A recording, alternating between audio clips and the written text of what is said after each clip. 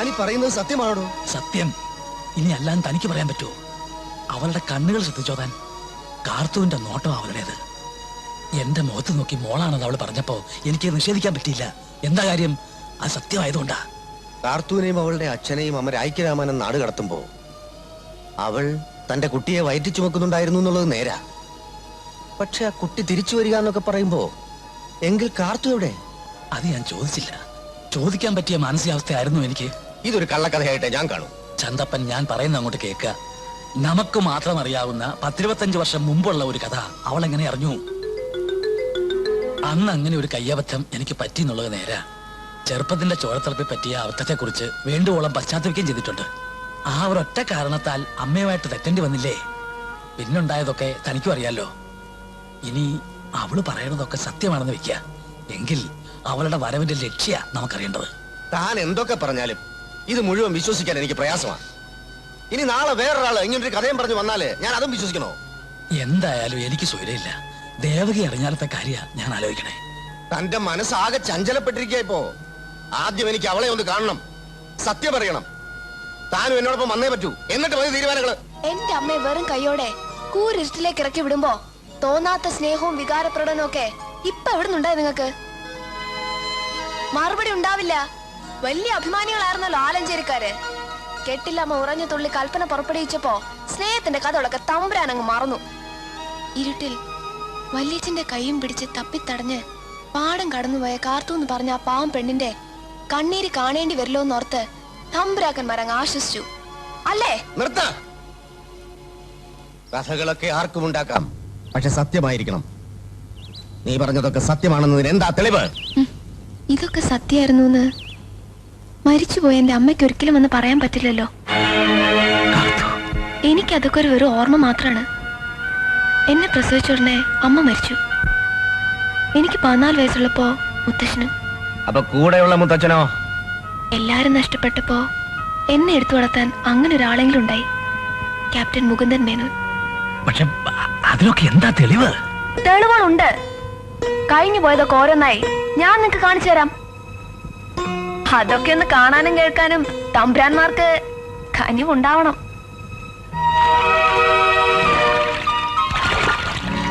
ഈ പുഴക്കരയിൽ വെച്ചാണ് തമ്പുരാൻ കാർത്തൂനെ ആദ്യം കാണുന്നത്. ഒരടിയാത്തി പെണ്ണിന്റെ തമ്പുരാനെ സ്നേഹിക്കാൻ അവകാശമില്ലെന്ന് അവള് പറഞ്ഞപ്പോ തമ്പുരാനാണ് ഞാൻ നിങ്ങളുടെ കൂടെ ഉണ്ടാവെന്ന് പറഞ്ഞ് അവർക്ക് ധൈര്യം കൊടുത്തത്. നേരല്ലേ? അല്ലേ? ഞാൻ പറഞ്ഞു എന്നുള്ളത് സത്യമാണ്. പക്ഷേ അല്ല, ആദ്യം നിങ്ങളെല്ലാം നിഷേധിച്ചതല്ലേ? അപ്പൊ സത്യം മുഴുവൻ പറഞ്ഞു കഴിയുമ്പോഴോ?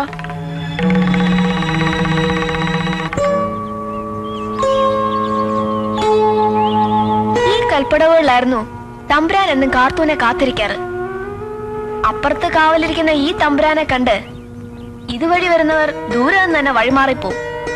ആലഞ്ചേരിക്കാരുടെ തിരുവായിക്ക് എതിർവായില്ലാത്ത കാലമായിരുന്നല്ലോ അത്.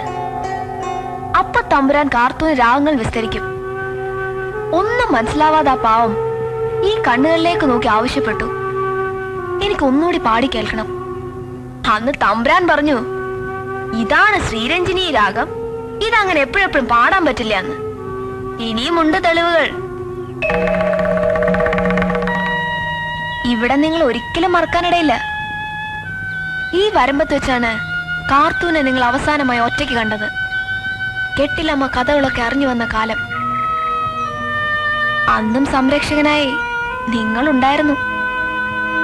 തന്റെ വയറ്റിൽ തമ്പുരാന്റെ കുഞ്ഞു വളരുന്നുണ്ടെന്ന് പറയാൻ അവക്ക് പേടിയായിരുന്നു. എന്നിട്ട് അവളത് പറഞ്ഞപ്പോ തമ്പുരാൻ എന്താ പറഞ്ഞത്?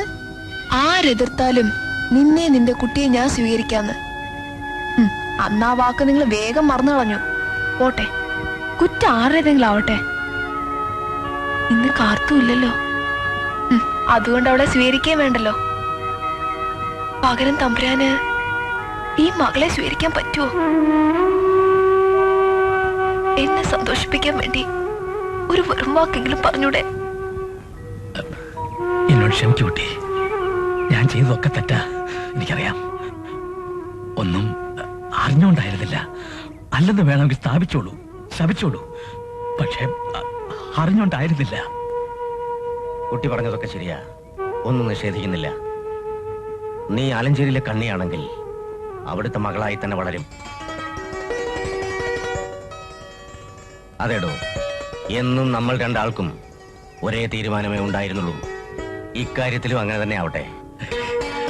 തൽക്കാലം ഇക്കാര്യം ആരും അറിയണ്ട. പറയേണ്ട സമയം വരുമ്പോ ഞങ്ങൾ പറയും. പക്ഷെ ഇപ്പോ ആരും അറിയണ്ട്. ഞാനൊരു ആഗ്രഹം ചോദിച്ചോട്ടെ? എന്താ കുട്ടി? ഞാനൊന്ന് എന്തായാലും പറഞ്ഞോളൂ. ഞാനൊന്ന് അച്ഛന്ന് വിളിച്ചോട്ടെ? എന്റെ കുട്ടി.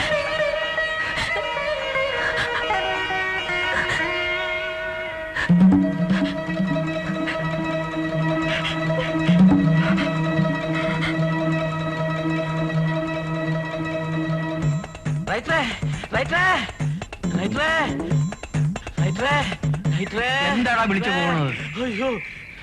അറിഞ്ഞോ? എന്ത്? ആലഞ്ചേരി തമ്പ്രാനൊരു മോളുണ്ട്. എന്ത് വിവരക്കേടാ നീ പറയുന്നത്? സത്യ റൈറ്ററെ, അടക്കേപ്പറമ്പ് താമസിക്കുന്ന പെണ്ണ് റൈറ്ററെ മോളാ. അല്ല, ഭാഗവതരുടെ മോളാ. നേരാണോടാ നീ പറയണത്? ആ, ഭാഗവതരും ഗുരുക്കളും ആ പെണ്ണും കൂടി പറയുന്നത് ഞാൻ ചെവികൊണ്ട് കേട്ട്. അവള് കാർത്തു എന്ന് പറഞ്ഞ പെണ്ണില് ഭാഗവതർക്കുണ്ടായ മോളാ. കൊള്ളാം കൊള്ളാം. എനിക്ക് അന്നേ അറിയാമായിരുന്നു. ആ മുതുക്കിത്തള്ള കാർത്തൂനെ കൊണ്ട് നാട് കടത്താൻ പോയപ്പോ എന്നെങ്കിലും അവളും കൊച്ചും തിരിച്ചു വരും. ഇനി ഞാൻ എന്താ ചെയ്യേണ്ടത്? പറയാമേടാ, പോലീസുകാരുടെ ഈ തോക്കുണ്ടായിട്ട് എന്താ കാര്യം? ഒരു കാര്യമില്ല. വെടി വെക്കണമെങ്കിൽ കളക്ടറുടെ ഓർഡർ വേണ്ടേ? Collector order? ആ, എങ്കിൽ ഞാൻ ഇതാ ഓർഡർ തന്നിരിക്കുന്നു. ഇനി നീ പോയി നാട്ടുമ്പുറത്തെല്ലാം ചെവി പൊട്ടുന്ന ശബ്ദത്തിൽ ഇതങ്ങോട്ട് പ്രചരിപ്പിക്കുക. അപ്പ കാണാം കാക്കക്കൂട്ടി കല്ലിട്ടമാരി തമ്പ്രാക്കന്മാർ ഇളകി വരുന്നത്. വരട്ടെ വരട്ടെ വരട്ടെ.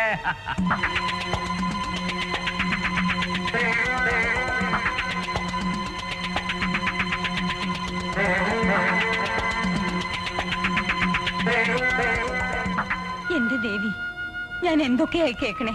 കരക്കാരൊക്കെ എന്തൊക്കെയാ പറയുന്നത് അറിയാം അമ്മയ്ക്ക്. നാട്ടിൽ കൂടി ഇറങ്ങിയെടുക്കാൻ വയ്യാണ്ടായി. ഇന്നലെ ഒരുത്തനെ എന്റെ മുഖത്തൊക്കെ ചോദിക്കുക, ആലഞ്ചേരിക്കാരെല്ലാരും അറിഞ്ഞോണ്ടുള്ള നാടകം വരുന്നില്ലെന്ന്. അത് കേട്ടപ്പോ തൊലിയുലിഞ്ഞു പോയി. ഞങ്ങൾക്ക് അറിയേണ്ടത് ആ പെണ്ണ് ഞങ്ങളുടെ ആരാണെന്നാ. ഒന്ന് പതുക്കെ പറയേ, അച്ഛൻ കേട്ടാലേ മറുപടി ഇപ്പൊ തന്നെ കിട്ടും. എന്റെ ഭഗവാനെ, ഒരു പെണ്ണില്ലായിരുന്നു ഈ തറവാട്ടിൽ. ഒരു പെണ്ണ് വന്നപ്പോ എന്തൊക്കെ അനർത്ഥങ്ങളാ ഉണ്ടായത്. എനിക്കിതൊന്നും കേൾക്കാൻ വയ്യേ. ഇനി ഇവിടെ എന്തൊക്കെയാ ഉണ്ടാവാന്ന് ആർക്കറിയാം.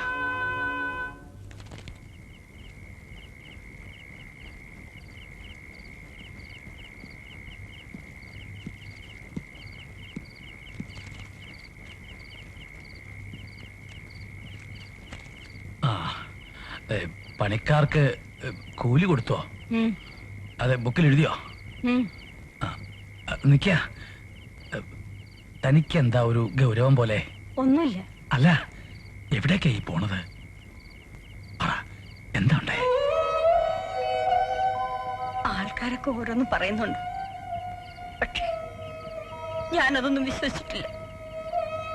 ദേവിയെ കേട്ടതൊക്കെ സത്യാണ്. ആരോടും, നിന്നോട് പോലും ഞാൻ പറയാതിരുന്ന കഥയാണ്. ഇങ്ങനെയൊക്കെ സംഭവിക്കുമെന്ന് ഞാൻ കരുതിയില്ല. പറ്റിപ്പോയി, ആകെ തകിടം മറിഞ്ഞുപോയി. ഇനിയിപ്പോ താൻ എന്നോട് ക്ഷമിക്കാതെ നിവൃത്തിയില്ല. കാരണം ആ കുട്ടിയെ പെരുവഴിയിൽ ഇറക്കി വിടാൻ എനിക്ക് പറ്റുമോ? താൻ പറ. ഇവിടത്തെ ഒരു വാക്കിനും ഞാൻ എതിര് പറഞ്ഞിട്ടില്ല. ആദ്യം കേട്ടപ്പോ എനിക്കൊരു വിഷമം തോന്നി. ഇപ്പൊ ഞാൻ അതൊക്കെ മറന്നു. എത്രയായാലും മീത ഇവിടെ വളരേണ്ട കുട്ടിയല്ലേ. തന്റെ നാവിന്ന് ഇത്രയും പറഞ്ഞു കിട്ടിയല്ലോ. മതി, എനിക്കിത് മതി.